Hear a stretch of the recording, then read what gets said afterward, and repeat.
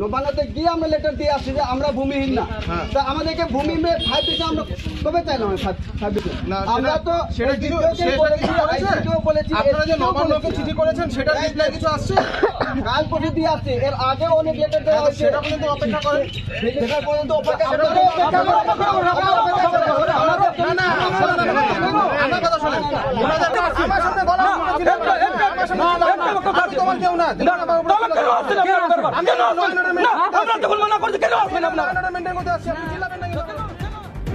বিক্ষোভ দেখিয়ে ফের চা বাগানে পাট্টা প্রদানের সার্ভের কাজ আটকে দিল শ্রমিকরা।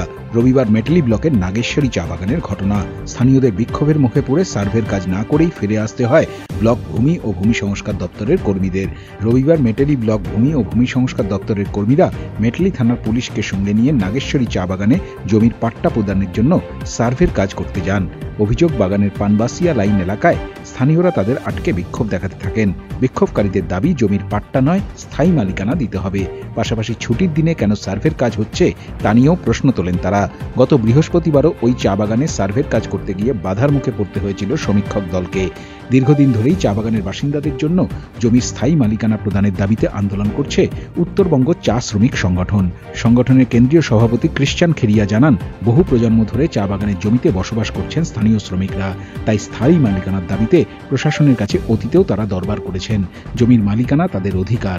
এদিন স্থানীয় বাসিন্দারাই সরকারি সমীক্ষক দলকে বিক্ষোভ দেখিয়েছে বলে জানান তিনি। মেটালি ব্লক ভূমি ও ভূমি সংস্কার আধিকারিক শুভস্মিত গোস্বামী জানান, সোমবার অফিসে গিয়ে বিস্তারিত খোঁজ নেবেন।